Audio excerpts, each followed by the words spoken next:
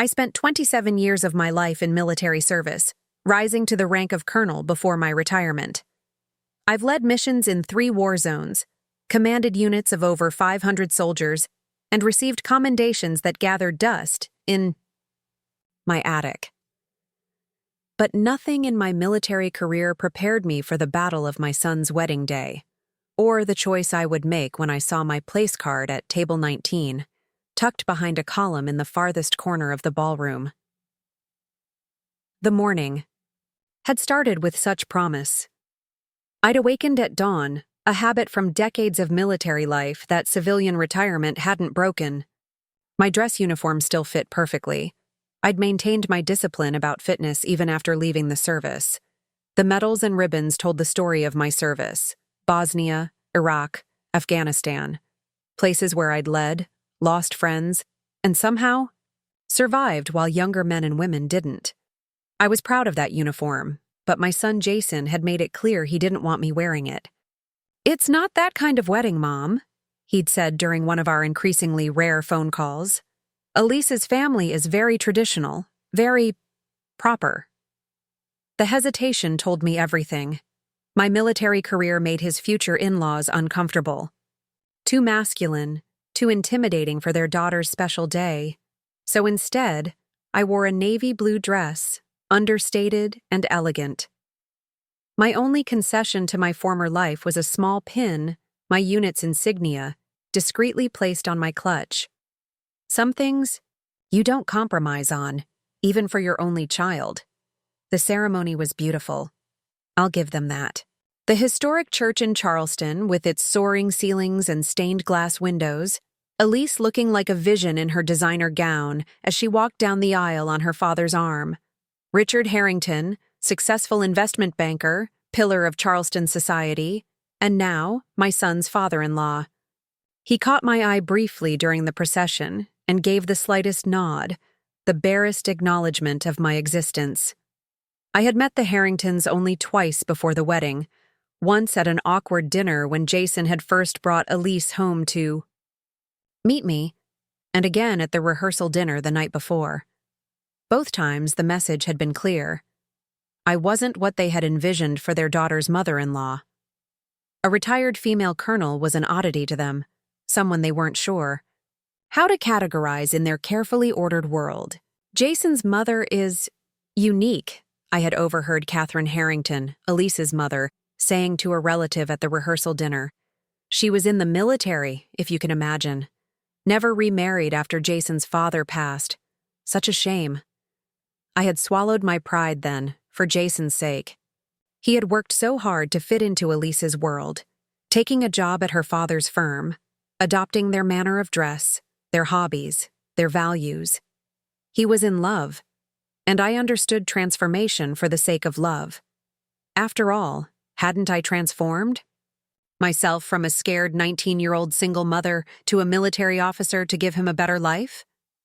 But the wedding reception was where the gloves truly came off. I arrived at the Harrington estate after the photograph session, to which I had not been invited. Just immediate family, Jason had explained, though Richard's sister and Catherine's college roommate had somehow qualified. The cocktail hour was in full swing on the immaculate lawn overlooking the harbor. Crystal glasses clinked, string quartet played, and laughter tinkled in that practiced way of people accustomed to social performance. I accepted a glass of champagne from a circulating waiter and scanned the crowd for a familiar face. There were none. Jason's friends from college, from work, from his new life, but no one from before. No one who remembered the little boy who had worn his plastic army helmet everywhere for an entire year. No one who had seen me off for each deployment, who knew what it had cost us both. When it was time to move into the ballroom for dinner, I followed the elegant crowd through French doors into a space transformed into something from a fairy tale. Cascading flowers, twinkling lights, tables draped in silk, and centered with arrangements that must have cost more than my monthly retirement check. A young woman with a tablet directed guests to their tables. "And you are?" she asked brightly. "Colonel Eleanor Marshall, I said, habit making me use my rank. Jason's mother. Her smile flickered just slightly as she consulted her screen. Yes, Ms. Marshall. You're at table 19. I followed her gesture across the ballroom, past table after table of smiling guests, past the parents' table near the dance floor where Richard and Catherine Harrington sat with Jason's new in-laws, past tables of college friends and business associates, until finally reaching table 19. Positioned behind a decorative column, so far from the main table that I would barely be able to see my son during dinner. And who was I seated with? The wedding photographer's assistant. The Harrington's housekeeper. The second cousin who had recently been through a messy divorce that the family didn't like to discuss. The message couldn't have been clearer if they'd seated me in the kitchen. I stood there, champagne glass in hand, looking at my name card. Mrs. Eleanor Marshall. Not even the courtesy of my rank that I'd earned through 27 years of service. And something inside me, something that had bent and bent and bent throughout this entire process for the sake of my son's happiness, finally broke. I had faced discrimination before. In my early days as one of the few women in my officer training class, during my first command when soldiers questioned taking orders from a woman, in promotion boards where my accomplishments were scrutinized more thoroughly than my male counterparts. But this was different. This wasn't about my capabilities or my service. This was my son's wedding, and I was being erased. For a moment, I considered simply accepting it, taking my seat at table 19, and maintaining the peace as I had done throughout this entire wedding process. But 27 years of command decisions had taught me that sometimes maintaining peace meant sacrificing something essential. And I had already sacrificed enough. I set my champagne glass down on table 19 and walked directly toward the key head table, where Jason and Elise were just being seated, surrounded by their wedding party, friends I barely knew, who had known my son for a fraction of the time I had. Jason, I said, my voice carrying that tone of command that had made battalions stand at attention. He looked up, surprise crossing his features, then something else. Was it embarrassment? Mom? Is everything okay? Catherine Harrington glanced over, her perfect smile faltering. Richard didn't even look up from his conversation with the best man. No, everything is not okay, I said, keeping my voice level despite the emotion building in my chest. I'd like to speak with you privately, Jason hesitated, looking to Elise, who gave the slightest shake of her head. Mom, we're about to start dinner. Can this wait? I've waited through 6 months of wedding planning where my input wasn't wanted, through a rehearsal dinner where I was seated with the caterer's staff, and now I'm looking at spending my only son's wedding reception behind a column with people who weren't important enough to make the real guest list. So no, this can't wait. The conversations around us began to still. I could feel eyes turning in our direction, the whispers beginning. Elise's face had gone rigid with controlled fury. Eleanor, Richard Harrington finally acknowledged me, standing from his seat. This is hardly the time or place for whatever concerns you might have. Perhaps after the celebration. This concerns you too, Richard, I said, meeting his gaze directly. Since you and Catherine have made it abundantly clear where I stand in the hierarchy of this wedding. Catherine gave a practiced laugh, clearly attempting to diffuse the tension for the benefit of watching guests. Eleanor, dear, don't be dramatic. The seating arrangements were simply a matter of logistics. Logistics, I repeated, the word bitter in my mouth. Like the logistics of paying for this wedding? Would you like to discuss those logistics, Catherine? The color drained from her face. Richard set his napkin down slowly. Jason stood up now, real alarm replacing his embarrassment. Mom, please. No, Jason. I've respected your wishes. I've played by their rules. I've watched you try to become someone else to fit into their world. But there are some things that should be acknowledged. I turned to address the room at large, my parade ground voice needing no microphone to reach the farthest tables. For those of you who don't know me, I'm Colonel Eleanor Marshall, United States Army, retired. Jason's mother. I paused, letting my rank register. Many of you might be wondering why I'm making a scene at this beautiful wedding. The answer is simple: respect. The room had gone completely silent now. Even the string quartet had stopped playing. When my husband died in a training accident 24 years ago, I was left with a 3-year-old son and choices to make. I chose to stay in the military, to build a career that would provide stability and opportunities for Jason. It wasn't easy. There were deployments where I missed birthdays and school plays. There were nights when he stayed with friends' families, while I was overseas. But we made it work. I could see Jason's face changing as I spoke, something shifting in his expression. What most of you don't know is that throughout those years, I set aside money from every paycheck. When other officers were buying bigger houses or newer cars, I lived modestly and saved, because I had a dream for my son. I wanted him to graduate from college without debt. I wanted him to start his adult life with advantages his father and I never had. Richard Harrington's jaw tightened. He knew where this was going. And when Jason met and fell in love with Elise, and they announced their engagement, I wanted to give them a wedding gift worthy of my only child. So I offered to pay for the wedding. All of it. A murmur went through the crowd. Catherine Harrington's perfectly composed face cracked just slightly. The Harringtons graciously allowed me to transfer the funds to their accounts, since they had the appropriate connections for Charleston society weddings. They accepted my life savings, money earned during deployments to war zones, money saved through decades of sacrifice, and then proceeded to plan a wedding where I had no voice, where my family and friends weren't welcome, and where I was literally hidden away in a corner. I met Richard's gaze again. You accepted my money but rejected me. You wanted the wedding I could provide, but not the mother-in-law who came with it. And that is something I cannot accept. Not for myself, and not as the example I want to set. For my son. The silence that followed was absolute. I could see the wedding planner frozen in horror near the kitchen doors. Elise's bridesmaids were exchanging glances. And Jason, my son, my heart, was looking at me with an expression I couldn't quite read. "Mom?"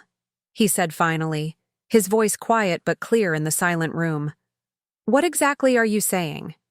I took a deep breath, steadying myself for what would come next. 27 years of military service had taught me to assess situations rapidly, to make difficult decisions under pressure, and to accept the consequences of those decisions, even when they broke my heart. I'm saying that I've faced enemy fire with more courage than I've been welcome in this wedding. And I'm saying that no one should be able to purchase my silence or my dignity, not even for my son's happiness. The silence that followed my declaration stretched like an endless desert. Faces turned toward me, some shocked, some curious, a few even showing a flicker of respect.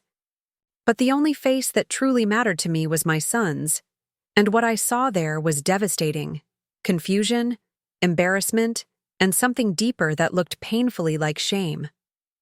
Richard Harrington recovered first, his banker's composure reinstating itself like armor. "Eleanor," he said, his voice pitched low but carrying in the silence. "I think you've misunderstood the situation. Perhaps we should discuss this privately." "I think we're well beyond privacy, Richard," I replied. "Not when you've made such a public statement with these seating arrangements." Catherine touched her husband's arm. "Richard, please." Her eyes darted around the room, assessing the damage to their social standing. That's when I truly understood. To them, this wedding wasn't about celebrating Jason and Elise's love. It was a performance, a display of their position in Charleston society. Elise had begun to cry, perfect trails of tears that somehow didn't disturb her makeup.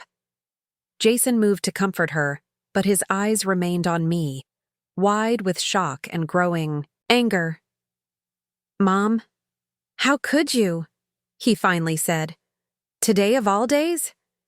His words hit harder than any bullet I'd ever dodged. But I stood my ground, as I had been trained to do. I could ask you the same question, Jason. How could you let them treat your mother this way? The woman who raised you alone after your father died, who sent you to the best schools by living on base housing and ramen noodles? Don't bring Dad into this, he said sharply. That's not fair. Fair? The word tasted bitter. Was it fair? When you asked me not to wear my uniform? When you didn't include me in a single planning decision for a wedding I paid for? When you let them seat me behind a column with the staff? The wedding planner had materialized at Richard's elbow, whispering urgently. The string quartet tentatively began to play again, as if music could paper over the cracks that had opened, in this perfect day. Perhaps we should proceed with dinner, Richard announced, his voice carrying that particular tone wealthy men use when they expect to be obeyed. A family disagreement shouldn't spoil everyone's meal. I watched as guests reluctantly turned back to their tables, the buzz of uncomfortable conversation rising. This was the moment where a lifetime of military discipline came into direct conflict with a mother's wounded heart. I could retreat with dignity. I could take the high road. I could— $147,350, I said, my voice cutting through the awkward murmurs. Richard froze. Jason's head snapped up. That's the exact amount I transferred to your account, Richard. My entire military retirement savings. Enough for a down payment on a house for the kids, or to start a college fund for future grandchildren. Instead, it's paying for these flowers that will die tomorrow, and this champagne that's already half gone, and a dress that will be worn once. Stop it, Elise said suddenly, her voice higher than usual. You're ruining everything. No, Elise. Everything was ruined when your parents decided my money was good enough, but I wasn't. I turned to the assembled guests. I apologize to all of you. You came to celebrate love, not to witness conflict. But sometimes silence equals complicity, and I've been silent too long. I saw movement from table 19. The Harringtons' housekeeper, Maria, had stood up. She caught my eye and gave me a small, almost imperceptible nod of solidarity. Beside her, the divorced cousin raised her champagne glass slightly in my direction. Jason, I said, my voice softening as I addressed my son directly. I didn't do this to hurt you. I did it because I raised you to stand up for what's right, to recognize dignity in every person, regardless of their rank or position. These values guided my military career, and they guided how I raised you. My son's face had gone through a transformation during these long, excruciating minutes. The initial shock and anger had given way to something more complex. Recognition, perhaps, of truths he had been avoiding. Why didn't you tell me? He asked quietly. Tell you what? That I was paying? You knew that. That I was hurt by my treatment? I tried, but you were so focused on making the Harringtons happy, on fitting into their world. Jason looked at Richard, then at his bride, and I saw the terrible position I had put him in. He was caught between worlds, the modest, principled upbringing I had given him and the glittering, privileged existence the Harringtons represented. In that moment, I almost regretted my stand. Almost. Colonel Marshall, a new voice spoke up. I turned to see an older gentleman rising from a table, near the front. Distinguished, with silver hair and the unmistakable bearing of military service. Lieutenant General Davis, retired. I served with your husband before his accident. Never had the honor of serving with you, but I've heard about your record. 3 Bronze Stars, if I'm not mistaken? I nodded, surprised. Yes, sir. Thought so. He turned to Richard Harrington. Richard, you didn't mention that your new in-law was Colonel Marshall of the 10th Mountain Division.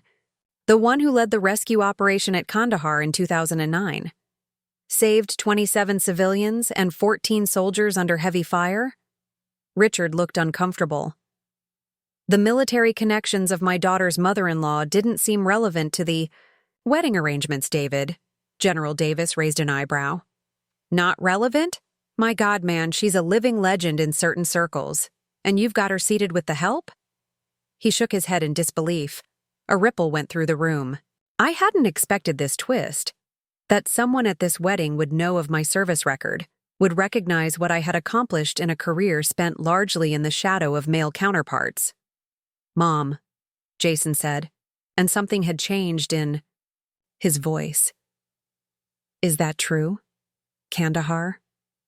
I had never told Jason the details of my deployments, had never wanted him to worry more than he already did. It was my job, I said simply. Her job, General Davis snorted. She coordinated an extraction under enemy fire that lasted 14 hours, refused to leave until every civilian was accounted for, including a group of schoolgirls who would have been left behind. The Pentagon studied that operation for years afterward. Catherine Harrington looked genuinely shocked.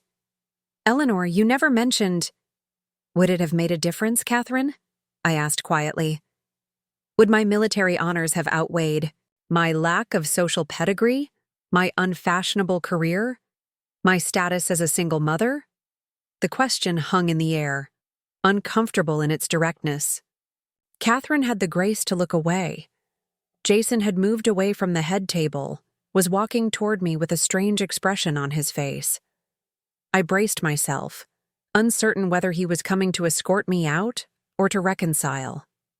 All these years, he said when he reached me, his voice tight with emotion, "You never told me what you did over there. I knew you were deployed. I knew it was dangerous. But you never—" It wasn't your burden to carry, I replied. You were a child, and later a young man with your own path to follow. My service was my choice. Like paying for this wedding was. Your choice? He asked, the realization dawning fully. You gave them everything you had saved, didn't you? Your entire retirement cushion? I nodded, unable to speak past the tightness in my throat. And they treated you like this. It wasn't a question, but a statement of dawning recognition.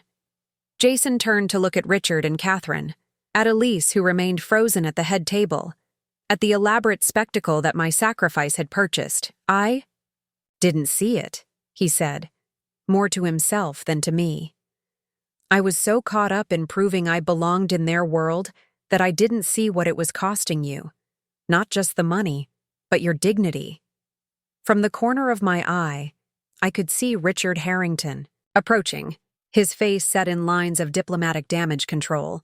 But before he could reach us, Jason turned to face the room. I owe everyone an apology, but most of all, I owe one to my mother, he said, his voice carrying in the hushed space. I forgot who I am and where I come from. I forgot the values that shaped me, and I allowed the person who sacrificed everything for me to be disrespected on what should be a day of gratitude and celebration. Elise had risen now too, uncertainty written on her perfect features. This wasn't in the wedding timeline, wasn't part of the carefully choreographed event that had been planned down to the minute. Jason, she said, her voice carrying a warning. My son looked at his bride, conflict evident in every line of his body. I recognized the look, the same one I'd seen in soldiers faced with impossible choices in the field. Elise, your parents seated my mother behind a column, he said. The woman who paid for every flower, every plate, every minute of this reception. What does that say about what they think of her? Of me? The silence that followed Jason's question felt like the heavy stillness before an artillery strike, something I knew too well from my years in combat zones. Elise's perfect composure cracked further, her eyes darting between her new husband and her parents. Catherine's hand flew to her pearl necklace, while Richard's jaw clenched with barely contained fury. Jason? Elise finally said, her voice wavering. You can't be serious. This is our wedding day. Can we please just move on and enjoy it? My son looked at his bride, then at me, caught between worlds. I could see the conflict raging inside him, the desire to please his new family warring with the principles I had raised him to uphold. This is who I am, Elise, he said quietly. The son of a woman who served her country for nearly 3 decades, who sacrificed constantly so I could have opportunities. If your family can't respect that, what does that say about our future together? Richard Harrington stepped forward, his expression a careful mask of conciliation that didn't reach his eyes. Jason's son, perhaps we've had a misunderstanding. Colonel Marshall's seating was an oversight, not an intentional slight. These large events have so many details. An oversight? Jason challenged, sounding more like the boy I had raised than the man he had been pretending to be these past 2 years. Mom's the only parent I have, the only family representative, on my side, and she's seated so far back she can barely see us, while your third cousin twice removed is at table 3? Jason, please, Catherine interjected, her social smile strained to breaking. Let's not turn this beautiful celebration into something ugly. Colonel Marshall, Eleanor, we apologize for any perceived slight. Of course, you're welcome to join the family table. Her words were perfectly pleasant, but her tone made it clear that this concession was being granted under duress, not from genuine remorse or respect.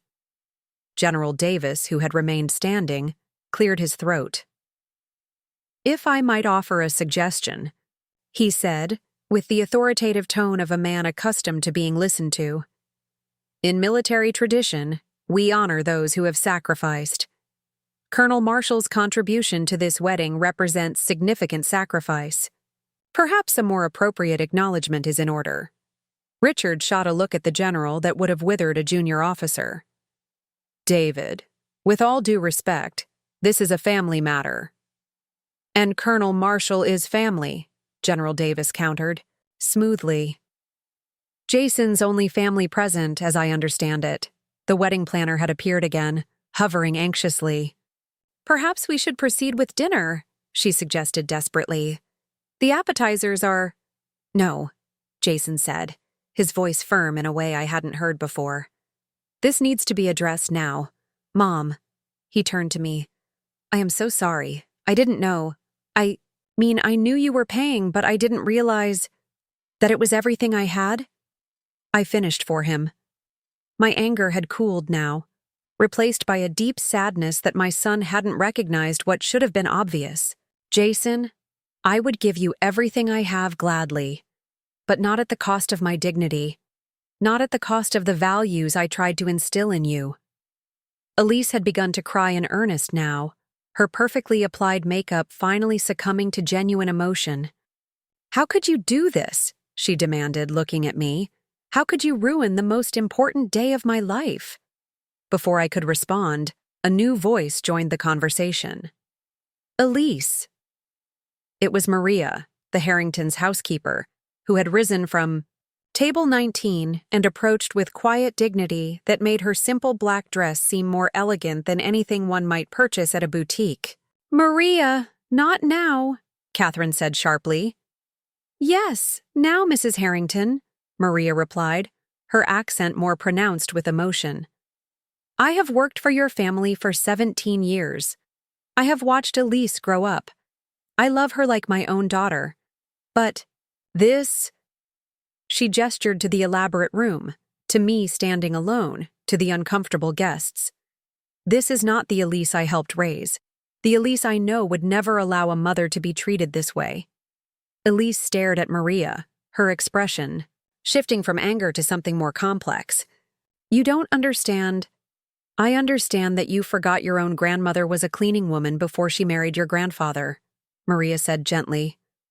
You forgot where your family came from before the money. Colonel Marshall has not forgotten where she comes from. She has not forgotten her values. The revelation landed like a grenade. Heads turned toward Catherine Harrington, whose face had gone pale. That's enough, Maria, Richard snapped. No, Elise said suddenly, her voice stronger. It's not enough. She turned to look at her mother, questions in her eyes. Is that true? About Grandma Parker, Catherine hesitated, then gave a stiff nod. My mother worked very hard to provide for our family before she met your grandfather. That's hardly relevant to today's situation. It's completely relevant, Jason interjected. You've been judging my mother for her career, her background, when your own family rose from similar circumstances? The room had become uncomfortably quiet again, the guests caught in a drama far more compelling than any reception speech could have been. I could see some of them exchanging glances, whispering behind their hands. This would be the society gossip for months to come. I hadn't intended this outcome. I had wanted acknowledgement, respect, not to expose family secrets or create a permanent rift between Jason and his new in-laws. This was rapidly spiraling beyond my control, and despite my anger, I didn't want my son's marriage to begin in ruins. Jason, I said quietly, touching his arm, this day is still about you and Elise. Whatever has happened, whatever mistakes have been made by all of us, that hasn't changed. You love each other. That's what matters. My son looked at me, surprise evident in his expression. After everything they've done, you're defending them? No, I replied. I'm defending your right to make your own choices, even when I don't agree with them. That's what I've always tried to do, from the time you were old enough to have opinions of your own. Elise had moved closer to us now, her elaborate dress rustling as she navigated between tables. Jason, she said hesitantly, I didn't know about the money. I swear I didn't. Daddy said he was handling all the financial arrangements with your mother. Richard Harrington's expression darkened further. Elise, this is hardly the time. It's exactly the time, she countered, showing a backbone I hadn't realized she possessed. Before we go any further with this wedding, before we say another word, I need to understand what's happened here. She turned to face her father directly. Did you know? Did you know Colonel Marshall had given you her entire savings, and still you seated her at the worst table in the room? Richard's expression shifted from anger to calculation, the banker assessing his position. The financial arrangements were between Colonel Marshall and myself, he said carefully. The seating chart was handled by your mother and the wedding planner. Don't you dare put this on me, Richard, Catherine interjected, color flooding back into her cheeks. You were the one who said Jason's mother wouldn't fit in with the Charleston crowd at the front tables. You were the one who suggested we keep her away from the Prestons and the Whitfields. The ugly truth was finally emerging, layer by layer. I watched my son's face as he absorbed what was being revealed, the deliberate exclusion, the social calculations, the judgments that had been made. I think, General Davis said into the uncomfortable silence, that this situation calls for a reset. He set his champagne glass down on a nearby table and straightened to his full commanding height. In the military, when a mission goes sideways, we don't waste time assigning blame in the field. We adjust and move forward with clear objectives. Right now, the objective should be to salvage this young couple's wedding day. He turned to me with the respect of one officer to another. Colonel Marshall, what would you propose? All eyes turned to me. I had started this confrontation, had disrupted the carefully orchestrated proceedings. Now, unexpectedly, I was being asked to provide a solution. I looked at my son, at the young woman he had chosen, at the guests who had come to celebrate with them. My anger had not disappeared, but it had clarified into something more purposeful. This wasn't about me anymore. It was about the kind of legacy I wanted to leave, the example I wanted to set.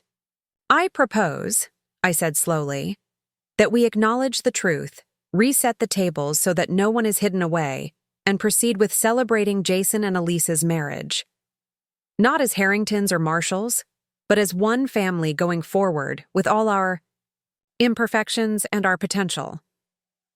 A transformation swept across the ballroom as the gravity of my words settled among the guests. It was like watching the aftermath of a mission briefing when the team realizes the objective has shifted but remains achievable. In that moment, I wasn't just a mother who had been slighted, but a commander proposing a path forward through difficult terrain.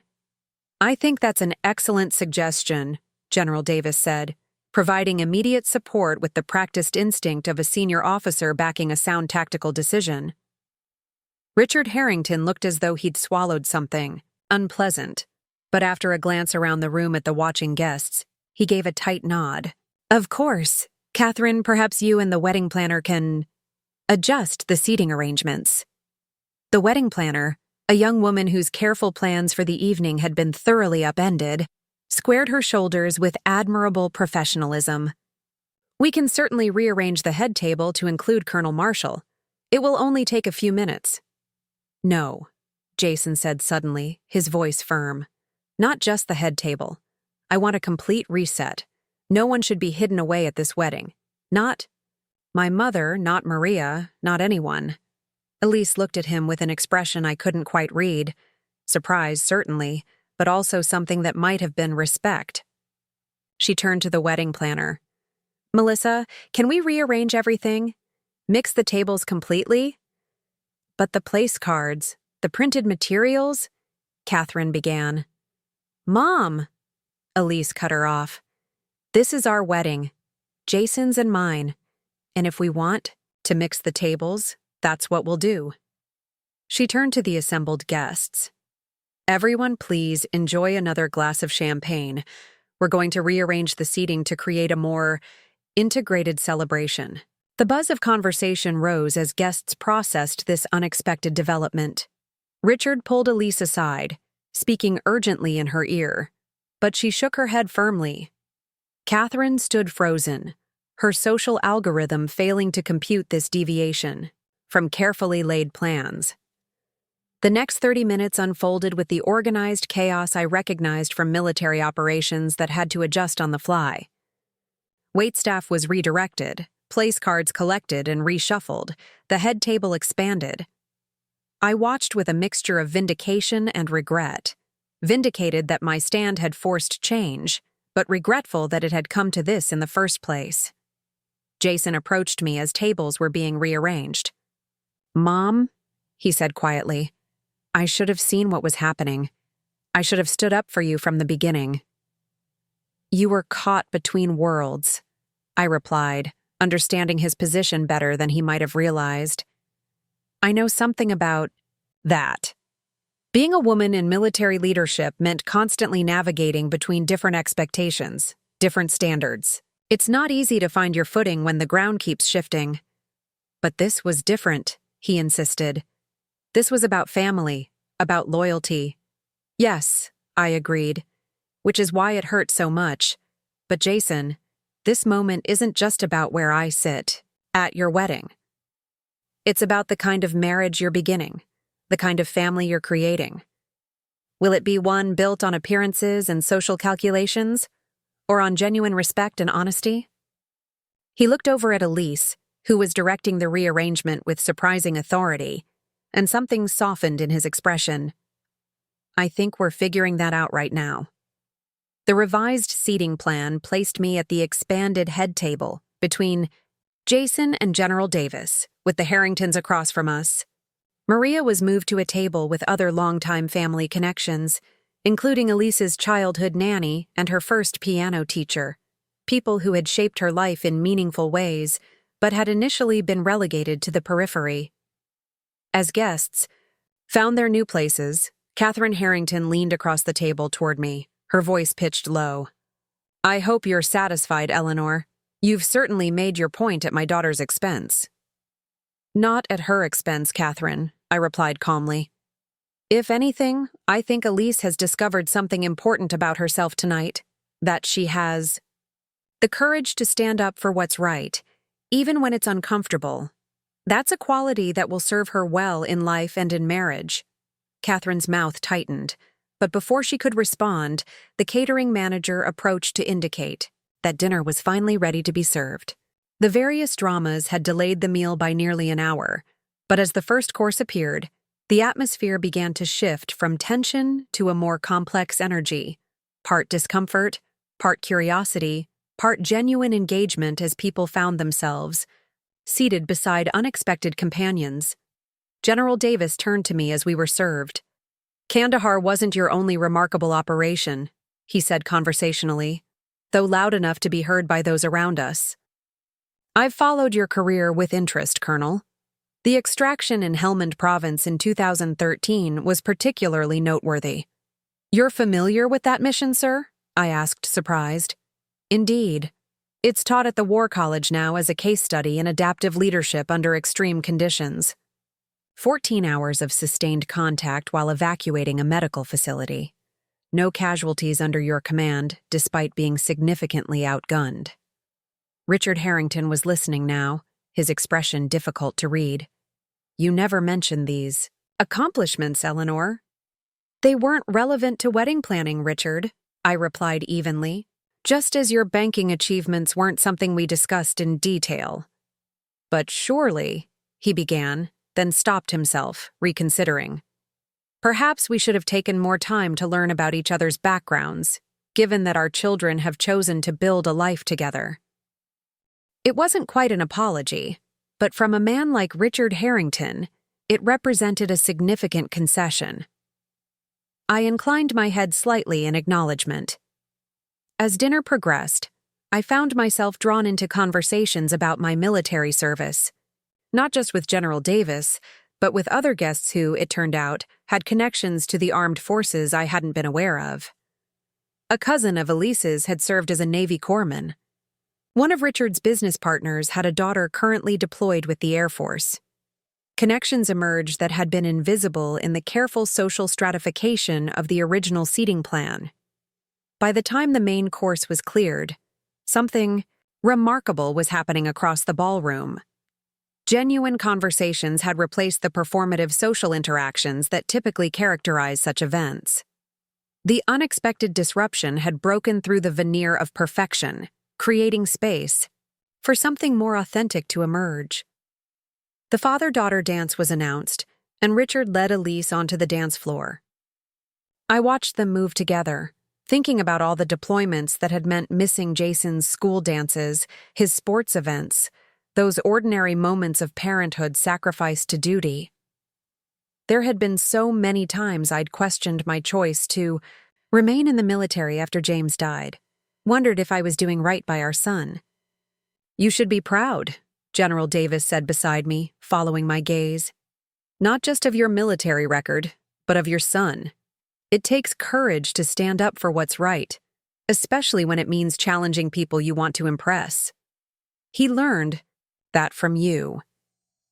Before I could respond, Jason appeared before me, hand extended. "Mom, would you dance with me?" The traditional mother-son dance wasn't scheduled until after the father-daughter dance, but like so much else this evening, the careful timeline had been abandoned. I took his hand and followed him to the dance floor, aware of eyes watching us, of Catherine's tight expression, of Elise's uncertain glance as she continued dancing with her father. "I'm sorry," Jason said as we began to move to the music.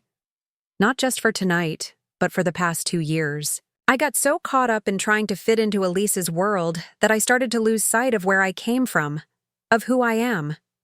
"We all want to belong, Jason," I replied. "That's human nature. The challenge is finding where you belong without compromising who you are." "You never compromised," he said. "Not in your career, not in how you raised me, not even tonight when it would have been easier to just accept that table in the back." "I compromised more than you know," I admitted. "Every parent does, every soldier does. The art is in knowing which compromises serve your larger mission and which ones undermine it." The music shifted, and other couples joined us on the dance floor. Richard and Elise moved closer to us, and after a moment of hesitation, Richard cleared his throat. "Colonel Marshall, might I cut in?" Jason looked at me questioningly. I nodded, and he stepped back, immediately extending his hand to Elise in a natural exchange of partners. Richard Harrington was an accomplished dancer, his movements precise and confident as he led me across the floor. "You've caused quite a stir this evening, Eleanor," he said after a moment. "That wasn't my intention," I replied honestly.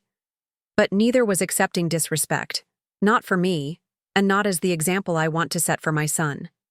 He nodded slowly. I misjudged you. I saw the military background, the lack of social connections in Charleston, and I made assumptions about what you could contribute to Elise and Jason's future. Beyond money, you mean? The words came out sharper than I'd intended. Richard had the grace to look uncomfortable. Yes, I was wrong. The qualities that made you successful in your career, your principles, your courage, your strategic thinking, those are valuable contributions to any family, perhaps more valuable than social connections or financial resources. His words surprised me. It wasn't a full apology, but from a man of Richard Harrington's position and temperament, it represented a significant shift. Thank you for recognizing that, I said. All I've ever wanted is for Jason to be happy and to hold on to the values that make him who he is. Values you instilled in him, Richard acknowledged. Values that, I must admit, complement the ones we've tried to instill in Elise. Perhaps together, they'll build something better than either of our families could have provided alone. As the dance ended, I saw Jason and Elise in deep conversation. Across the floor, their expressions intense but not angry. They were working through something important, having the kind of honest dialogue that forms the foundation of a strong marriage. The rest of the reception unfolded with a different energy than anyone could have anticipated when the evening began. The carefully orchestrated perfection had been replaced by something messier, but more genuine. Guests mixed and mingled across social boundaries. Maria was seen deep in conversation with one of Charleston's most prominent socialites, sharing family stories that had Elise's great-aunt laughing until tears came to her eyes. When it came time for toasts, Richard stood first, as traditional. He cleared his throat, surveying the rearranged room before speaking. This evening has not gone according to plan, he began, drawing a ripple of knowing laughter from the guests. But perhaps that's fitting, because life rarely does. Marriage certainly doesn't. He looked at Catherine, something passing between them that spoke of their own journey together. When Elise told us she was in love with Jason Marshall, I did what any father might do. I researched his background, his prospects, his family. I looked at spreadsheets and credentials. What I failed to appreciate was character, both his and his mother's. Richard turned to look at me directly. Colonel Marshall, he said, using my rank for the first time with genuine respect. You raised a son of principle and courage, a son who, when tested tonight, chose integrity over convenience. There is no greater testament to a parent's success. He raised his glass. To Jason and Elise, who tonight have shown us all that they have the strength to build a marriage on honesty and mutual respect, even when that's the harder path. And to Colonel Eleanor Marshall, who reminded us all that true worth isn't measured by social position, but by the courage of one's convictions and the depth of one's sacrifice. The toast was met with enthusiastic applause, and as I raised my glass in response, I caught Jason's eye across the table. The pride in his expression was worth every difficult moment of this long, extraordinary evening. Later, as the celebration continued around us, Elise approached me alone. Colonel Marshall, she began hesitantly, I want you to know that I didn't understand about the money. If I had known— It's not about the money, Elise, I interrupted gently. It never was. It was about respect, about recognition that family means accepting people for who they are, not who you wish they were. She nodded, a new seriousness in her expression. I understand that now. And I want you to know that in our home, in our family, you will always have a place of honor, not hidden away, but right at the center where you belong. Her words touched me deeply, more healing than any formal apology could have been. Thank you, Elise. That's all I ever wanted, to remain part of Jason's life, to be treated with the same respect I've always tried to show others. You know, she said with a small smile, I think my grandmother, the one who was a cleaning woman before she married my grandfather, I think she would have admired you enormously. She never let anyone look down on her either. My mother doesn't like to talk about those days, but maybe it's time we remembered where we came from. As the evening drew to a close, with sparklers being distributed for the couple's grand exit, I found myself standing with General Davis near the door. "Quite an eventful wedding, Colonel," he observed. "Not quite the insurgency I was trained for, but close," I replied with a smile. He chuckled.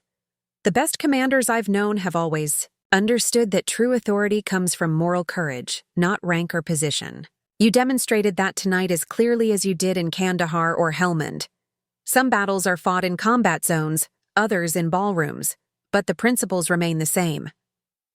Jason and Elise made their way toward the exit, pausing when they reached me. My son embraced me tightly. "Thank you," he whispered. "Not just for tonight, but for everything. For showing me what it means to stand up for what's right, even when it's hard." As I watched them run through the corridor of sparklers toward their waiting car, I felt a sense of completion I hadn't anticipated when the evening began.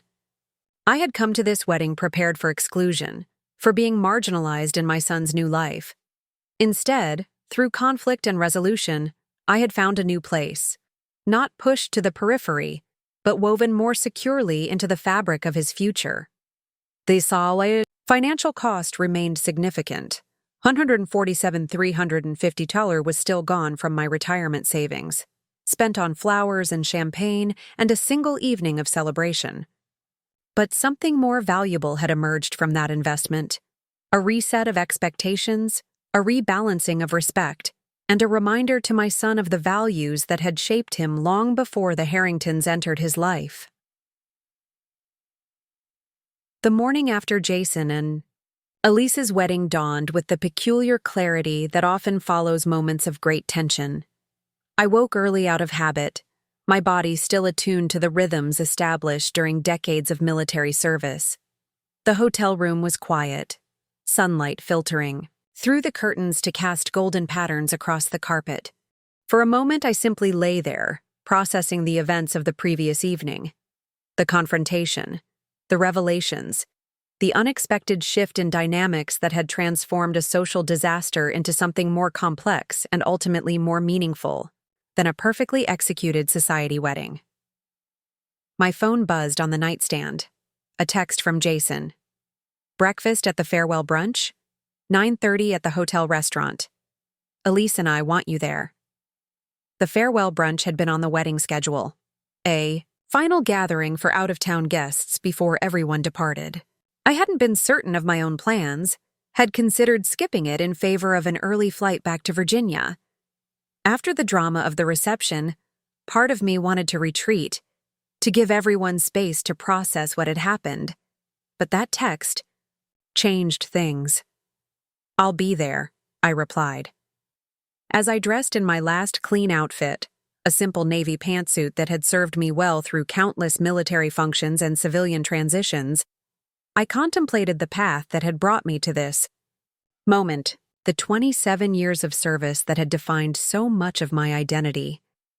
The challenges of raising Jason alone after James died, the hard choices and necessary sacrifices that had shaped both our lives.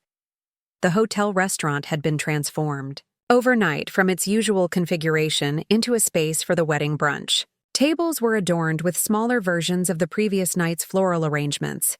The room bathed in morning light that somehow made everything seem more forgiving than the evening's crystal chandeliers. Catherine Harrington was already there. When I arrived, supervising the arrangement of a buffet table with the same attention to detail she had brought to every aspect of the wedding. She looked up as I entered, her expression guarded but not hostile. "Good morning, Eleanor," she said, using my first name without hesitation. "I'm glad you could join us." "Thank you for including me," I replied, acknowledging the olive branch for what it was. She adjusted a flower arrangement slightly before speaking again. "I've been thinking about what you said last night, about respect, and the example we set for our children." Her gaze remained fixed on the flowers, not meeting my eyes. My mother worked as a house cleaner for 15 years before she met my father. She scrubbed other people's floors so I could take dance lessons and piano lessons. I was embarrassed by that fact for most of my adult life.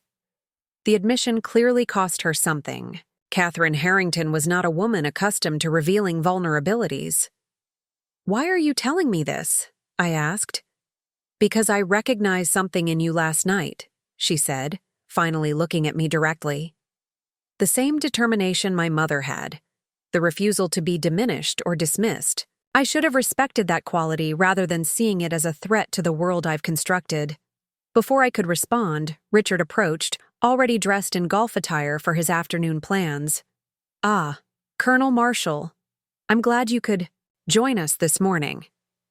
His tone was cordial but reserved, a businessman honoring an agreement rather than a man eager to welcome his son's mother-in-law. "Eleanor and I were just discussing family legacies," Catherine said, giving her husband a pointed look. "Indeed." Richard looked uncomfortable, clearly preferring to leave last night's confrontations firmly in the past. "Well, the young couple should be down shortly. They wanted to speak with us all together, I believe." The restaurant began to fill with other guests, friends of the couple, relatives from both sides, some looking slightly worse for wear after the reception's open bar, others bright-eyed and already discussing travel plans. I noticed General Davis enter with his wife, scanning the room before offering me a respectful nod when our eyes met. Maria arrived with several other longtime staff members who had been invited to the brunch, another departure from the original plan, I suspected. She greeted Catherine with the complex familiarity of someone who had been both employee and witness to a family's most private moments for nearly 2 decades. "They're coming down now," she told Catherine, who immediately straightened, moving, to stand beside Richard near the entrance. I remained where I was, uncertain of my place in this reception line of sorts. Jason and Elise appeared in the doorway, looking tired but content in the way of newlyweds who have survived their wedding day and can finally breathe. They paused to accept congratulations from guests near the entrance before making their way to where Catherine and Richard waited. I watched as they embraced, the rituals of family playing out in hugs and murmured conversations. Then Jason looked up, scanning the room until he found me. He said something to Elise, who nodded, and they made their way through the crowded restaurant toward me. "Mom," Jason said, embracing me warmly. "You look like you actually got some sleep." "Military training," I replied with a smile. "Learn to sleep whenever and wherever you can, because you never know when the next opportunity will come." Elise laughed, surprising me. "I need to learn that skill. I think I got maybe 3 hours total." She leaned in to kiss my cheek, the gesture natural and unforced. "Thank you for coming to brunch. We were hoping to speak with all of you before everyone heads home." "That sounds ominous," I said lightly. "Not ominous," Jason assured me. "Just important." Richard and Catherine joined us, completing the family circle. Catherine expertly guided us to a quiet table in the corner, partially screened from the main brunch area by a decorative partition that afforded some privacy. "Before everyone gets caught up in goodbyes, we wanted to talk about last night," Jason began once we were seated. "About what happened and what it means going forward." Richard shifted uncomfortably.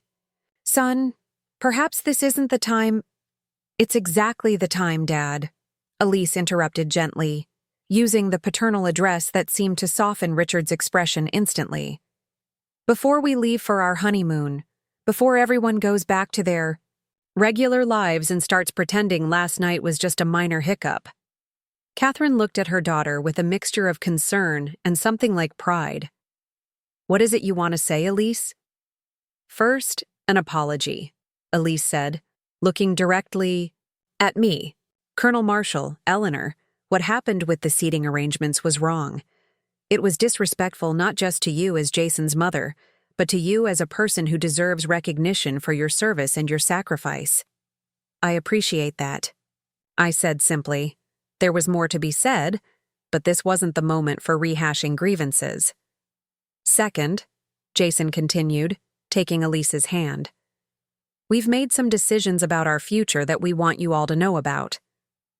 Richard straightened, his expression alert in the way of a businessman sensing a negotiation about to begin. What sort of decisions? We're not taking the position at Harrington Financial, Jason said evenly, looking at his father-in-law. I've decided to accept the offer from Veterans Outreach Foundation instead. The nonprofit organization had been courting Jason for months, impressed by his MBA and his commitment to supporting military families, a commitment born from his own experience as a military child. The position paid significantly less than what Richard's firm had offered, but aligned more closely with Jason's values and interests. Richard's face darkened. Jason, we've discussed this. The opportunities at Harrington are tremendous, Jason finished for him. I know, but last night made me realize something important. I need to build my career around my own values, not someone else's expectations. The Foundation's work supporting military families, helping them access educational resources, housing assistance, mental health services, that matters to me. It's personal. Elise squeezed his hand. And I support him completely. Catherine looked genuinely surprised. Elise, darling, you've always talked about following in your father's footsteps, about taking your place in the family business. And I still might someday, Elise replied. But first, I want to finish my MSW and work with families directly. The experience will make me a better leader eventually if I do join Harrington Financial later. I watched this exchange with a complicated mixture of emotions, pride in Jason's choice, satisfaction at seeing him assert his own path, concern about the financial implications, and a wary assessment of Richard's reaction. Surprisingly, it was Catherine who responded first. You're serious about this? Both of you? They nodded in unison. Catherine looked at Richard, some unspoken communication passing between them.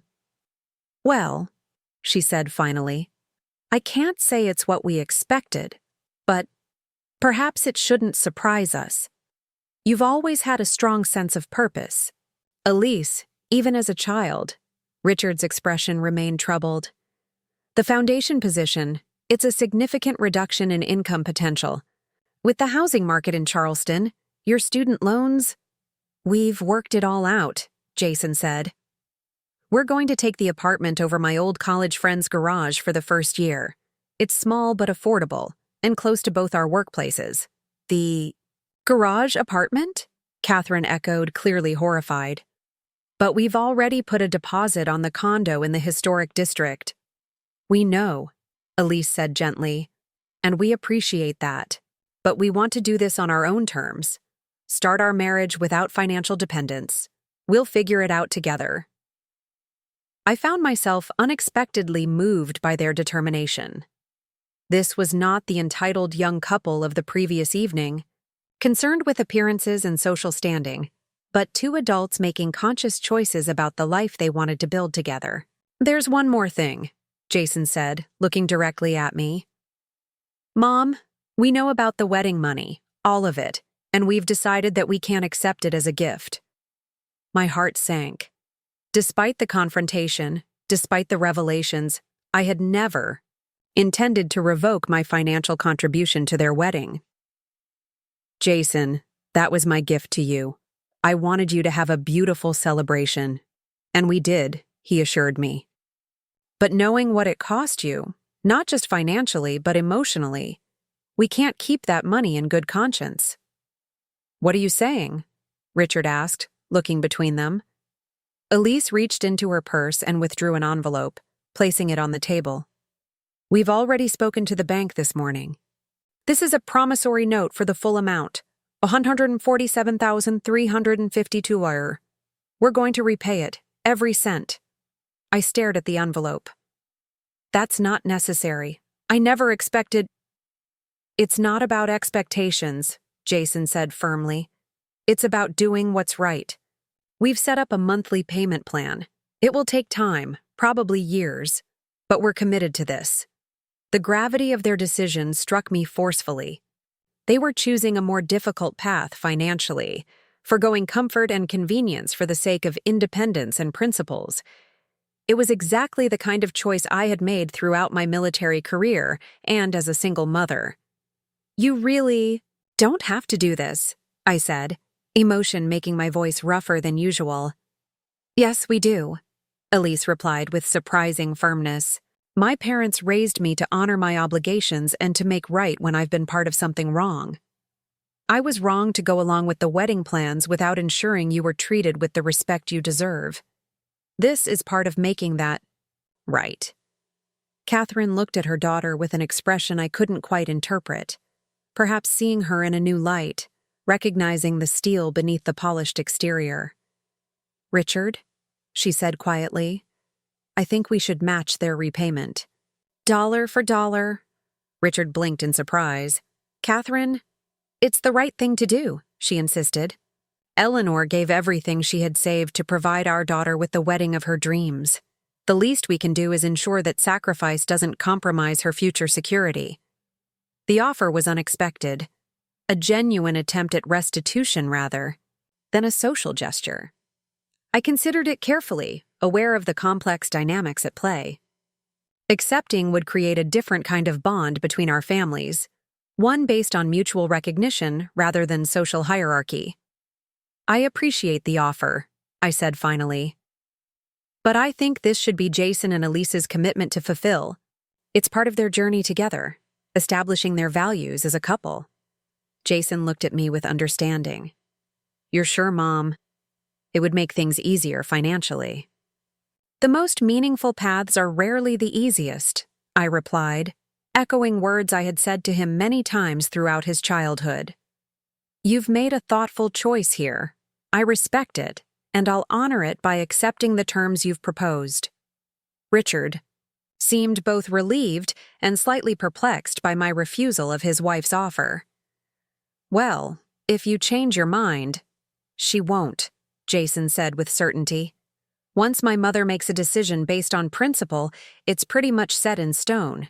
It's one of the things I admire most about her." Catherine lifted her water glass slightly. "To principles, then, and to new beginnings." The small toast felt like a formal conclusion to the tension that had defined our interactions until now, not a complete resolution, but an acknowledgement that something had fundamentally shifted in the dynamics between our families. As the brunch progressed, I found myself drawn into conversation with other guests, including several of Elise's relatives who seemed genuinely interested in my military career now that it had been highlighted by General Davis's recognition.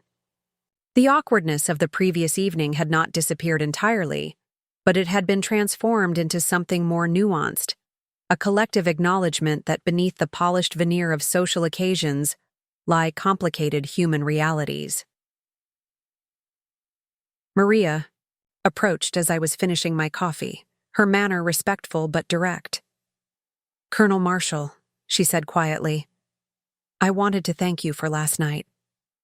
"For creating a scene at your employer's daughter's wedding?" I asked, surprised. She smiled slightly. "For reminding everyone that dignity isn't determined by social position. Some of us have been invisible in this household for a very long time." Nodded, understanding exactly what she meant. Visibility matters, in the military, in families, in society. "Yes," she agreed. "Elise was always a good girl, but sometimes she forgot to see the people who helped make her life comfortable. Last night opened her eyes in ways that will make her a better person." As guests began to depart, Jason found me again. "Walk with me before you leave?" he asked, gesturing toward the hotel's garden terrace. We strolled together through the manicured grounds, the Charleston humidity already building even in the morning hours. For a while, we walked in comfortable silence, the kind that only exists between people who share a deep history. "I keep thinking about Dad," Jason said finally, "about what he would make of all this. James had been gone for so long, 24 years of absence in which Jason had grown from a toddler to a man. that sometimes it startled me to remember that he remained a presence in our son's consciousness. "Your father was a pragmatist with a stubborn commitment to fairness," I said after considering the question.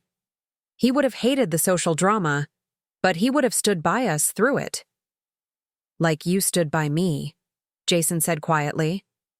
"Even when I didn't deserve it." "Parenthood isn't about deserving," I replied. "It's about constancy, about being there through all the mistakes and missteps, the good choices and the bad ones." He nodded, looking out across the garden. "When you first told me you were paying for the wedding, I didn't really think about what that meant, about the years of saving, the sacrifices.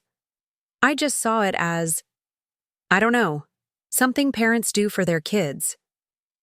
"It is something parents do," I assured him.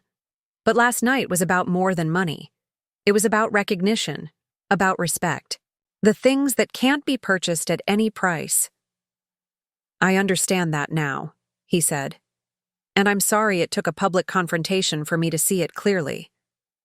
"Some lessons arrive in unexpected ways," I said, thinking of my own hard-earned wisdom, accumulated through combat missions and parenting challenges alike.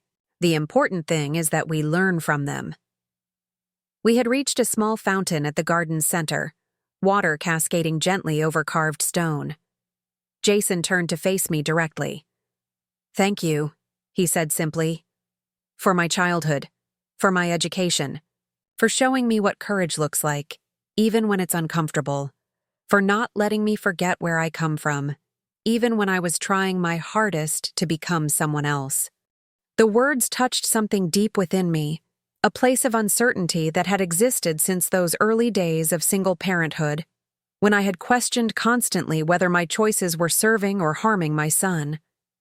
To hear this adult man, this newly married man beginning his own journey, affirm the path we had traveled together was a validation I hadn't realized I still needed. "You're going to be fine," I told him, my voice steady despite the emotion behind it. "Both of you. The garage apartment, the nonprofit salary, the repayment plan, none of that matters as much as the fact that you're making these choices together, with clear eyes and shared values." Jason smiled, the expression transforming his face into a momentary reflection of the little boy he had been. "I know.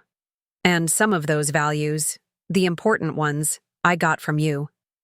Later, as my flight lifted off from Charleston International Airport, I watched the historic city recede beneath me, its elegant architecture and complicated history giving way to the broader landscape of rivers and coastline. So much had changed.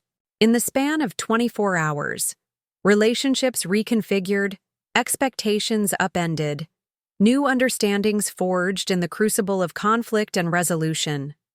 The wedding had cost me $147,350 from my retirement savings, a substantial sum that represented years of careful planning and disciplined saving.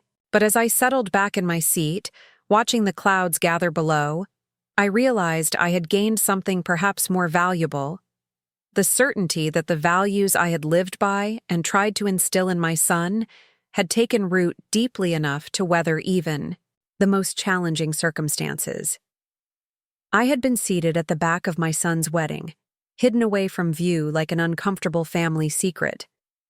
But in refusing to accept that position, in standing up not just for myself, but for the principles that had guided my life, I had ultimately achieved something more meaningful than social acceptance. I had reclaimed my visibility, not just as Jason's mother, but as Colonel Eleanor Marshall, a woman whose service and sacrifice deserved acknowledgement and respect. The promissory note from Jason and Elise was safely tucked into my carry-on bag, a tangible symbol of their commitment to right what had been wrong. Whether they would ultimately repay the full amount was less important than what the gesture represented: a recognition of value that transcended money, a promise to carry forward the lessons learned during that tumultuous wedding weekend. As Virginia came into view below, I felt a sense of completion that had eluded me for much of my life. My military career had ended with honors but without fanfare. My years as a single mother had been a private challenge rather than a publicly celebrated achievement. But in that Charleston ballroom, in that moment of standing up for my right, to be seen and acknowledged, I had finally given voice to the truth I had always known but rarely articulated, that dignity isn't bestowed by others, but claimed by one's own actions, even when, especially when, claiming it comes at a cost. Chatti. Return to my quiet Virginia townhouse felt like stepping back into a different reality after the emotional intensity of Charleston. As I unpacked my suitcase, hanging up the navy dress that had witnessed such an extraordinary evening, I was struck by the contrast between my orderly, modest home and the opulence of the Harrington estate. This space represented everything I valued: functionality, independence, the careful stewardship of resources that my military career had instilled in me. The answering machine blinked with messages, mostly congratulations from friends and former colleagues who knew about Jason's wedding but hadn't been invited. I would need to call them back to share some version of the weekend's events, though I wasn't yet sure what narrative I would offer. How does one explain becoming the unexpected catalyst for a social upheaval at one's own son's wedding? I had just settled with a cup of tea when my phone rang. The screen showed Diane Roberts, my closest friend from my early military days, and one of the few people who had known me before and after James's death, who had witnessed my struggle to balance career advancement with single parenthood. "So," she said without preamble when I answered, "how was the society wedding of the century? Did they serve those tiny little shrimp things on crackers? Did you charm all the Charleston blue bloods with war stories?" "Not exactly," I replied, finding myself smiling despite the complicated emotions still swirling within me. "It was eventful." Eleanor Marshall, master of understatement, Diane chuckled. Translation: something went terribly wrong. Spill it. So I did, recounting the entire saga, the discovery of my table assignment, the public confrontation, the revelations about the wedding finances, Jason and Elise's eventual decision to repay the money. Diane listened without interruption, a skill honed through decades of friendship. "You stood up in the middle of a high society wedding reception and called out your son's new in-laws for disrespecting you after taking your life savings," she summarized when I finished. "My God, Eleanor, and people think military women don't know how to make an entrance." "It wasn't my finest tactical maneuver," I admitted. "But in the moment, you did exactly what I would have expected Eleanor Marshall to do," Diane interrupted. "You refused to accept disrespect, you spoke truth to power, and you didn't back down even when it would have been easier." Her immediate validation caught me off guard. Part of me had been braced for criticism, for the suggestion that I should have handled things more diplomatically, less publicly. "Do you think I damaged Jason's relationship with his in-laws?" I asked, voicing the concern that had been quietly nagging at me since leaving Charleston. Diane was silent for a moment, considering. "I think you forced a reckoning that was probably inevitable," she said finally. "Those people, the Harringtons, they were always going to look down on you, to treat you as somehow less than. Your confrontation just brought that dynamic into the light where it couldn't be ignored or denied. Jason and Elise are starting their marriage with some significant challenges," I pointed out. "The repayment plan, the decision to take the nonprofit position instead of the banking job, the garage apartment instead of the condo." "Yes," Diane agreed. "And they're facing those challenges with clear eyes and shared values, which gives them a better foundation than many couples who start with more advantages but less honesty." Her perspective helped settle something within me, the lingering doubt about whether my stand had been worth the disruption it caused. "When did you get so wise about relationships?" I asked lightly.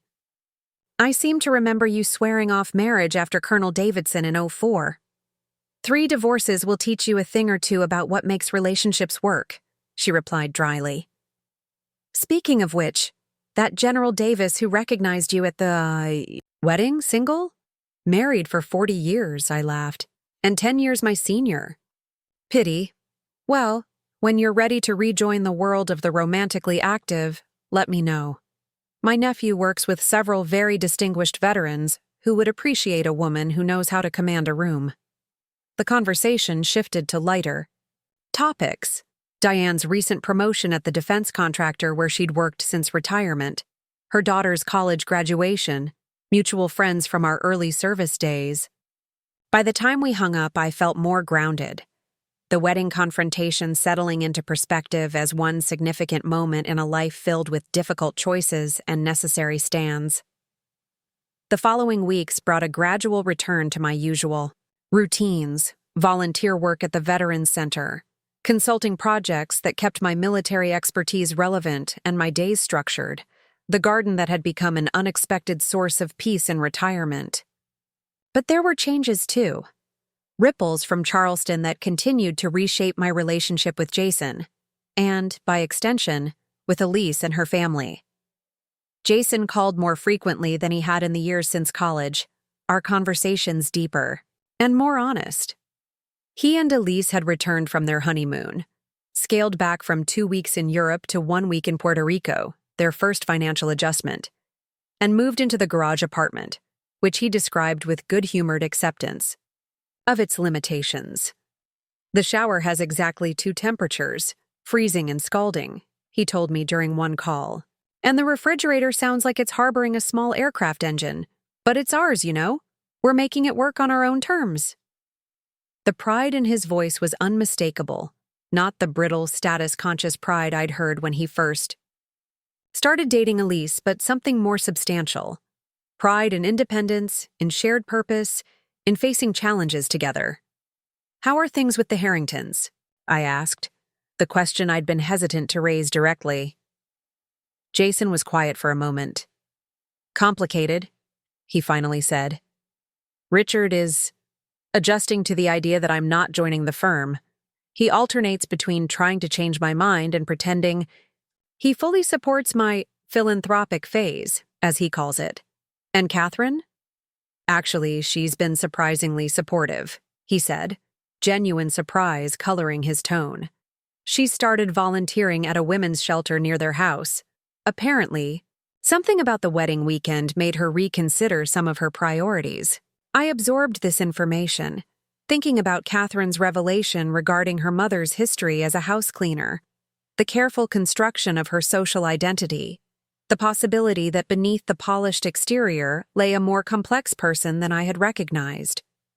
"And the first payment went through," Jason added, "for the wedding. It's not much, just a start. But we're committed to this, Mom, to making things right." The practical implications of my financial situation had begun to settle in during the weeks since the wedding.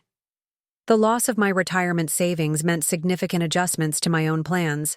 I had already met with a financial advisor, revising my timeline, considering part-time work options to supplement my military pension. I would be okay. The discipline of 3 decades in service had given me resources beyond money. But the path forward looked different than I had anticipated. "I appreciate the payment," I told him honestly. "But more than that, I appreciate what it represents. Your recognition of the values I tried to instill in you, even when those values weren't fashionable or convenient." "I lost sight of those values for a while," Jason admitted. "Got caught up in trying to be someone I thought Elise's family would accept. But that night at the wedding, when I saw you standing there refusing to be invisible, I remembered who I am, who we are." The conversation stayed with me long after we hung up, a healing balm to the pain of the previous 2 years when I had watched my son slowly transform himself to fit the Harringtons' expectations, adopting their mannerisms, their priorities, their worldview. The wedding confrontation had been painful, but perhaps necessary. A crucible that burned away pretense and revealed the essential core of who Jason was and what he truly valued. 6 weeks after the wedding, an unexpected invitation arrived by mail, heavyweight cream stationery with the Harrington monogram embossed in silver. a dinner at their Charleston home the following Saturday. The handwritten note at the bottom was signed by Catherine. "We hope you can join us for a more intimate gathering of family. Your presence would mean a great deal." My immediate instinct was wariness. What was this overture really about? A social obligation being fulfilled? A public demonstration of reconciliation to quiet any lingering gossip? Or something more genuine? I called Jason. "Did you know about this dinner invitation?" "Yes," he replied. "It was Elise's idea, actually. She feels like we need to establish a new normal for family gatherings, one where everyone is included respectfully from the beginning." "And the Harringtons agreed to this?" "Mom, I think the wedding shook them more than they let on," Jason said, thoughtfully. "Richard will probably never admit it explicitly, but there's been a shift. Less condescension, more actual listening when Elise and I talk about our choices." I considered declining. The prospect of another Charleston social occasion, of navigating the complex dynamics with the Harringtons, was not particularly appealing. But I also recognized the opportunity being presented, not just for polite détente, but for the possibility of building something new and more authentic between our families. "I'll be there," I decided. The drive to Charleston that Saturday gave me time to reflect on the extraordinary journey of the past 2 months, from excluded mother seated behind a column to invited family member addressed by my military rank on the envelope. Not a complete transformation, certainly, but a meaningful shift in the dynamics between the Marshalls and the Harringtons. The estate looked different in the mellow autumn light, less intimidating despite its grandeur. Richard opened the door himself rather than having staff greet me, a small but noticeable departure from protocol. "Colonel Marshall," he said, extending his hand. "Thank you for making the drive from Virginia." "Thank you for the invitation," I replied, noting his use of my rank, another small acknowledgement. The gathering was indeed intimate, just Jason and Elise, Richard and Catherine, and myself. No extended family, no business associates, no Charleston society to perform for. The formal dining room had been bypassed in favor of a smaller, warmer space overlooking the garden, the table set elegantly, but not ostentatiously. Eleanor would, "You like a tour of the garden before dinner," Catherine offered as Richard poured drinks. "The autumn flowers are particularly lovely this time of year." I accepted, following her through French doors onto a terrace that led to meticulously landscaped grounds. The garden was beautiful, historic varieties of roses, stately magnolias, pathways bordered by boxwood hedges that had clearly been established for generations. "My grandmother designed much of this garden," Catherine said as we walked. "The one who worked as a house cleaner before she married my grandfather." I glanced at her, surprised by the direct reference to a history she had previously seemed determined to obscure. "After what you said at the wedding, I found myself thinking about her more than I have in years," Catherine continued. "About how hard she worked, how proud she was of creating beauty wherever she could find it. She would have liked you, I think. She had no patience for pretense either."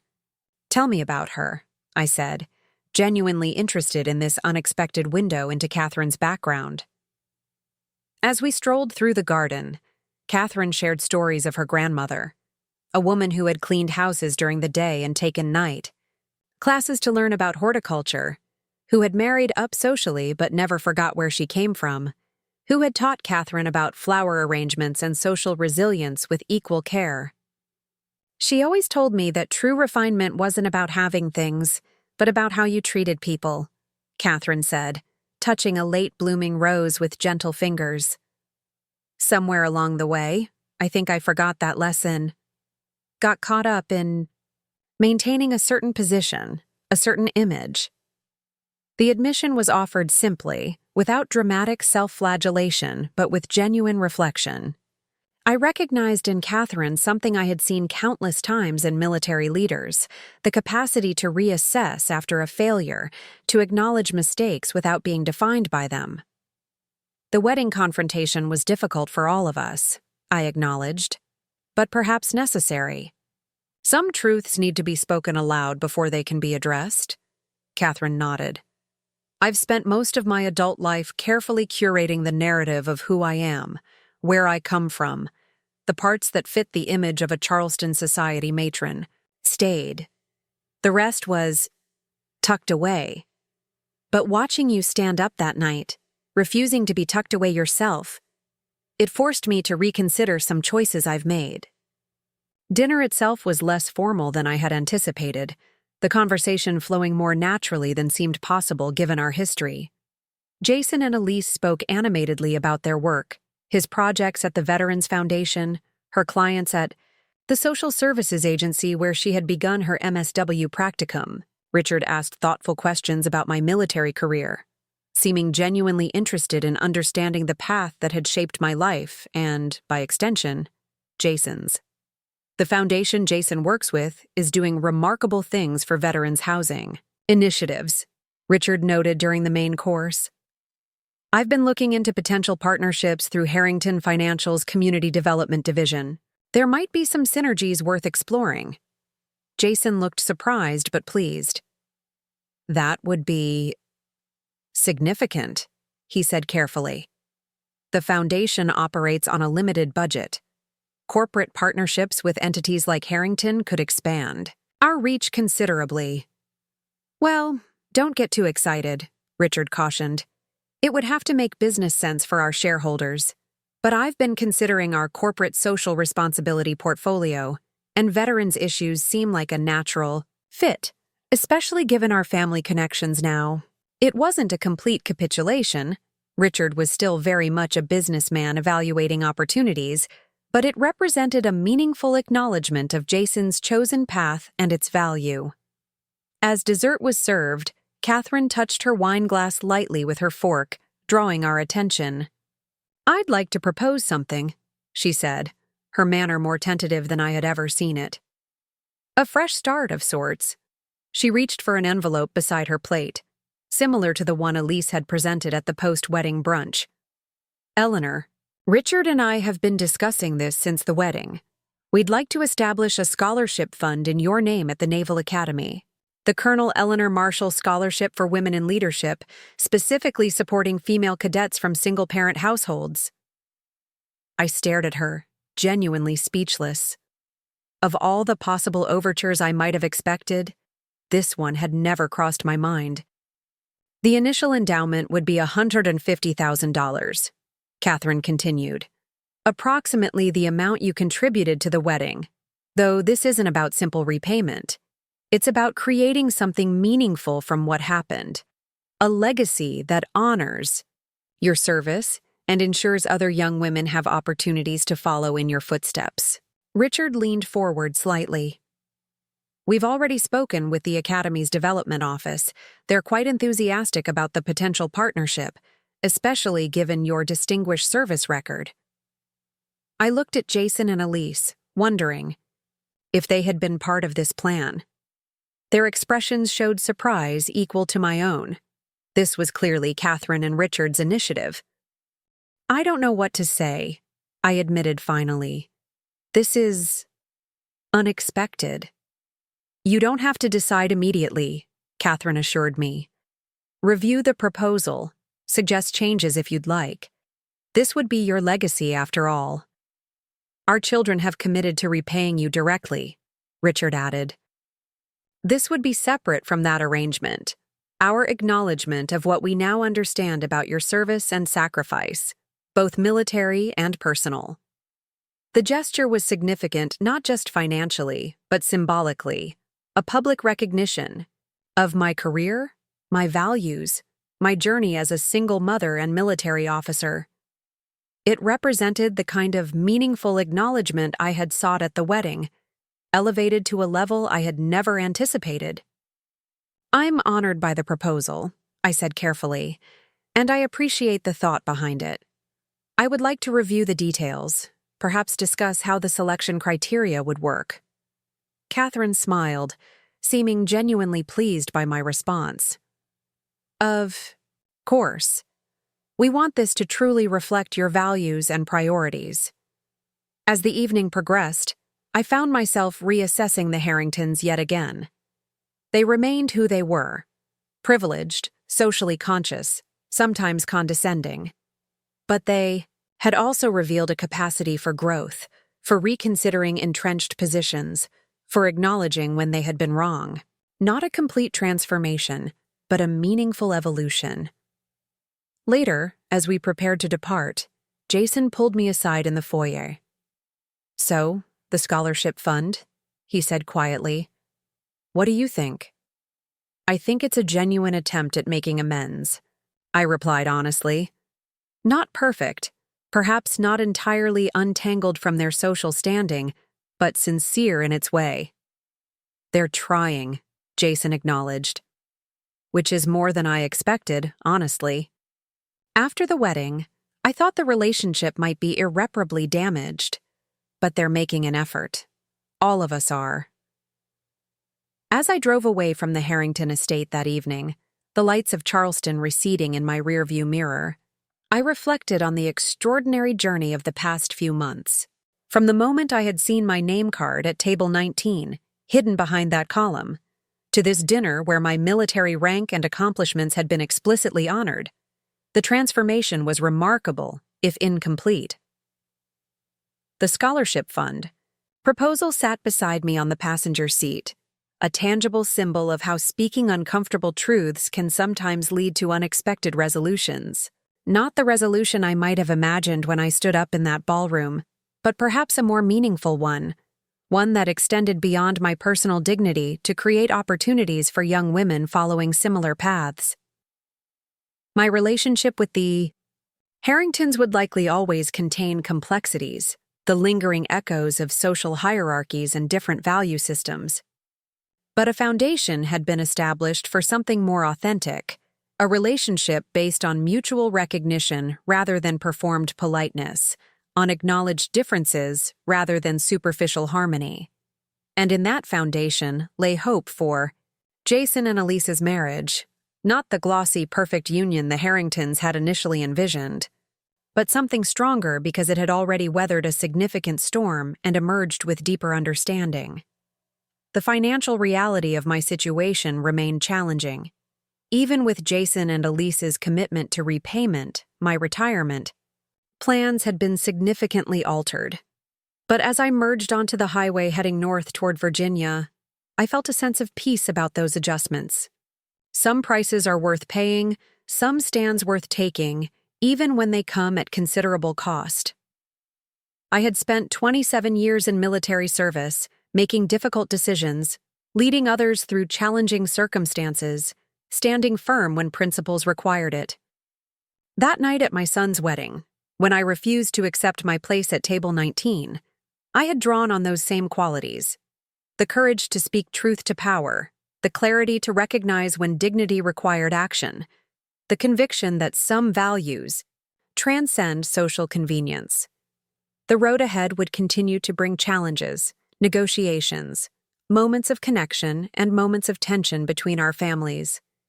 But something fundamental had shifted, something that made all the discomfort worthwhile. I had been seen, not just as Jason's mother, but as Colonel Eleanor Marshall, with all that identity encompassed. And in being truly seen, I had helped create space for others, for Maria, for Jason, for Elise, even for Catherine, to step more fully into their authentic selves as well. The highway stretched before me, leading home to my modest townhouse with its garden and its memories. Behind me lay Charleston with its complex social hierarchies and newfound possibilities. And somewhere between those two worlds, a new reality was taking shape. One built on hard-earned respect rather than polite fictions, on genuine recognition rather than tolerated presence. Not the future I had planned, perhaps, but one with its own kind of valor. Spring arrived in Virginia with vibrant blooms and lengthening days, marking nearly a year since the wedding that had transformed so much in our interconnected lives. The scholarship fund had become a reality. The first Colonel Eleanor Marshall Scholarship would be awarded to a promising female Naval Academy cadet that fall, the daughter of a single mother who had overcome significant obstacles to earn her appointment. The official announcement had appeared in several military publications, generating congratulatory calls from former colleagues who had served with me during my long career. The recognition felt meaningful in ways I hadn't anticipated. Not just personal validation, but the knowledge that my experience might create pathways for young women facing similar challenges. Jason and Elise had settled into their modest life with surprising contentment.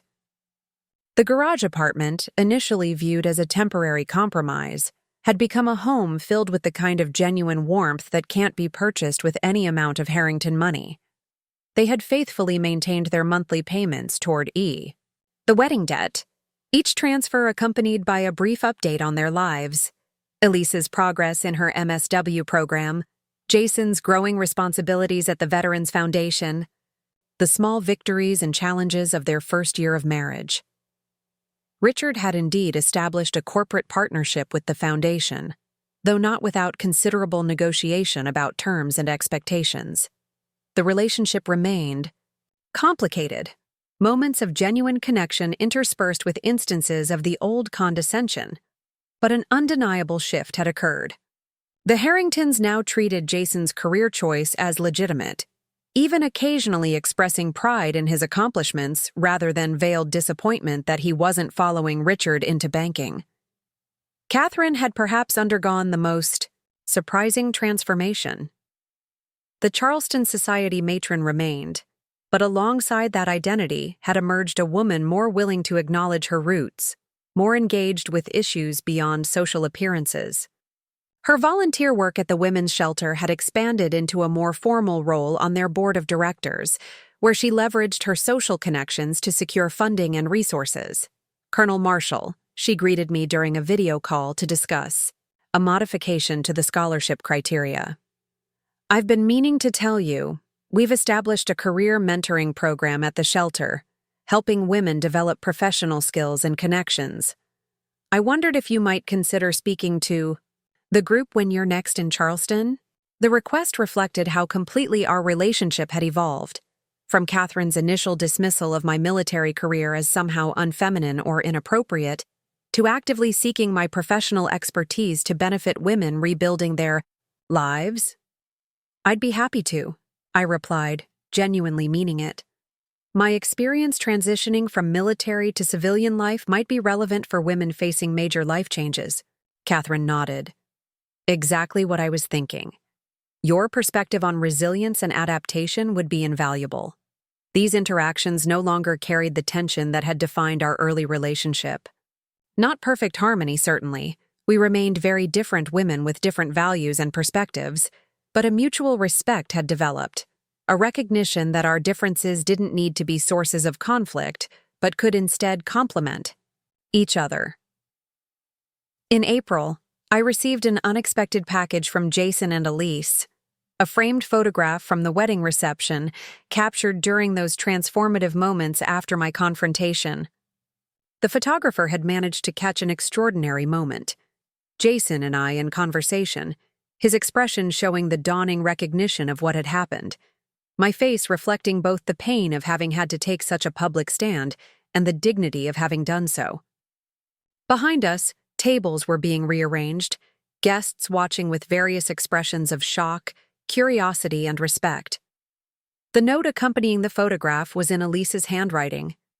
We had the wedding photos professionally bound, but this one seemed special, a turning point for all of us. Not a perfect moment, but an honest one. Thank you for having the courage to speak truth that night. Our marriage is stronger for it.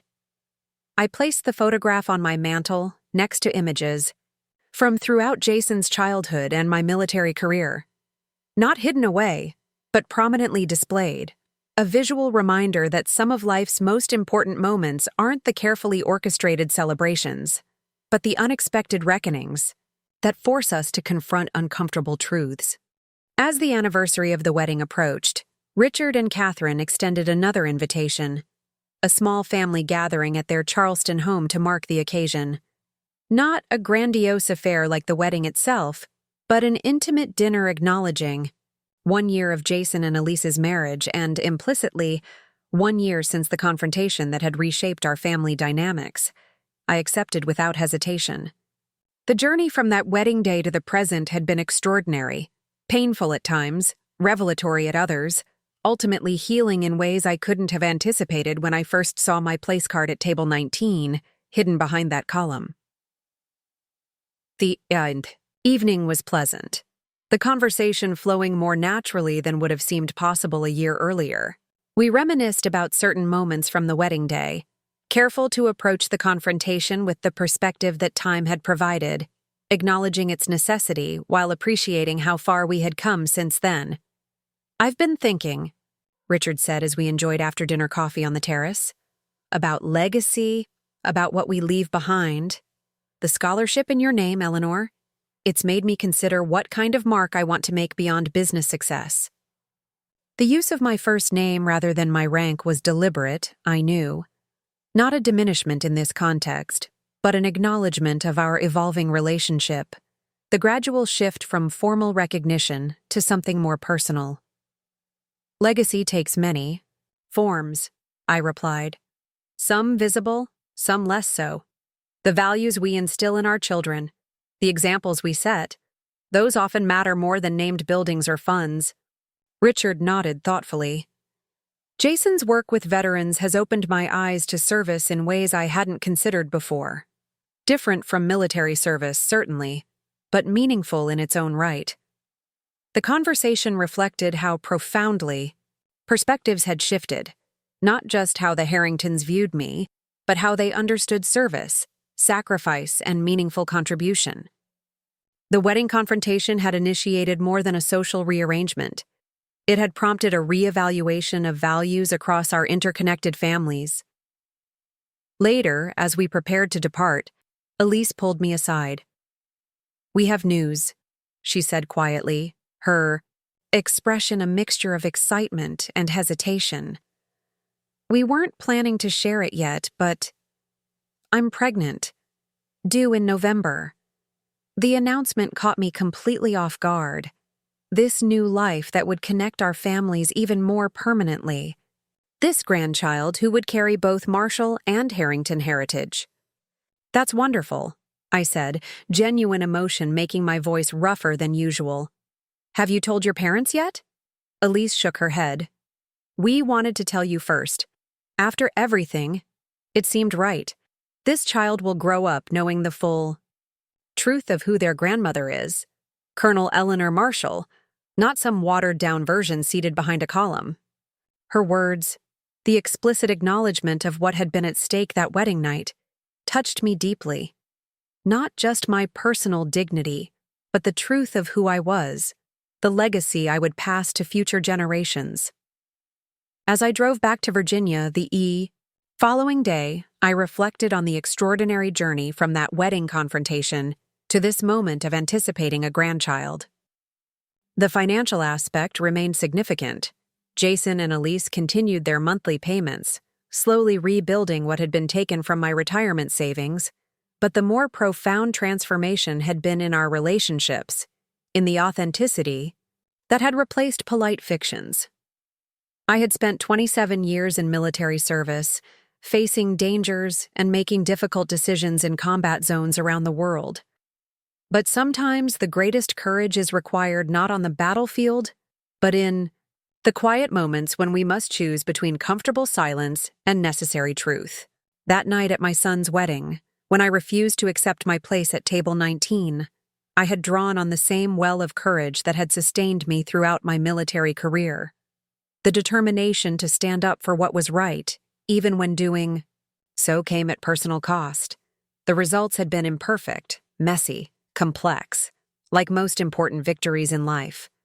But as I thought about the grandchild who would be born in November, who would grow up knowing the true story of their grandmother's service and sacrifice, I felt a deep certainty that it had been worth it. Worth the public confrontation, worth the financial sacrifice, worth the uncomfortable reckoning that had followed. I had spent my career oriented toward service, toward protecting American values in distant lands. But perhaps the most important stand I had taken wasn't on a foreign battlefield, but in a Charleston ballroom, protecting those same values within my own family.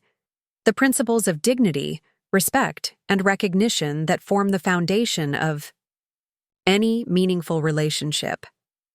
10 years have passed since that fateful wedding day when I refused to accept my place at table 19. The confrontation that unfolded in that Charleston ballroom set in motion changes that none of us could have predicted, ripples that continued to expand outward, transforming our family in profound and lasting ways. My grandson, James Eleanor Harrington Marshall, celebrated his 9th birthday last month. Named for his grandfathers and for me, my first name reimagined as his middle name, he embodies the unexpected integration of our families. A thoughtful, determined child with his mother's social grace and his father's quiet integrity, James has grown up understanding the full story of his heritage, including the wedding confrontation that preceded his birth.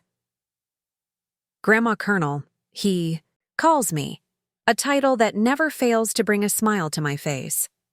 When he visits my Virginia home, he delights in examining my military medals, asking detailed questions about each deployment, each commendation. Catherine once confided that he proudly told his private school classmates that his grandmother had commanded troops in 3 war zones, his voice filled with the kind of admiration that can't be manufactured or imposed. Jason and Elise eventually moved from the garage apartment to a modest home of their own, purchased with savings rather than family assistance. Jason has become the executive director of the Veterans Foundation, transforming it from a small regional organization to a nationally recognized resource for military families. Elise completed her MSW and established a specialized practice, working with children from military families. Her understanding of service and sacrifice deepened by her relationship with me. 4 years ago, they made the final payment on the wedding debt, $147,352 returned in full, as promised. The day the last transfer appeared in my account, a bouquet of flowers arrived at my door with a simple note. Thank you for the example you set. The price was high, but the lesson was priceless. The Harringtons have evolved in ways that still occasionally surprise me. Richard remained Richard in many respects, status-conscious, sometimes condescending, but his perspective expanded considerably. The corporate partnership with the Veterans Foundation grew into a genuine commitment to military families, eventually becoming one of Harrington Financial's signature philanthropic initiatives. He speaks now with genuine pride about Jason's work, the social impact measurements replacing profit margins in his assessments of success. Catherine underwent perhaps the most remarkable transformation. The women's shelter work led to deeper involvement in issues affecting vulnerable populations throughout Charleston. 3 years ago, she shocked the local society by running for city council on a platform focused on affordable housing and community services, issues that would have seemed entirely outside her sphere of concern a decade earlier. She won the Gatusi election handily, her social connections and newfound conviction proving a powerful combination. The Colonel Eleanor Marshall Scholarship has now supported 9 young women through the Naval Academy, creating a legacy that extends far beyond my personal service. I've had the privilege of mentoring several of these remarkable cadets, seeing in them echoes of my own journey and the promise of leadership paths I could only have imagined during my active duty years. My retirement has been fuller and more purposeful than I could have anticipated on that wedding day when I discovered my savings had been depleted. The confrontation that began with financial sacrifice ultimately yielded different kinds of wealth. Authentic relationships, meaningful recognition, the opportunity to influence future generations of female military leaders. Last month, at a family gathering celebrating Richard's 75th birthday, I found myself seated at the center of the main table, my place card written in careful calligraphy, my rank prominently displayed.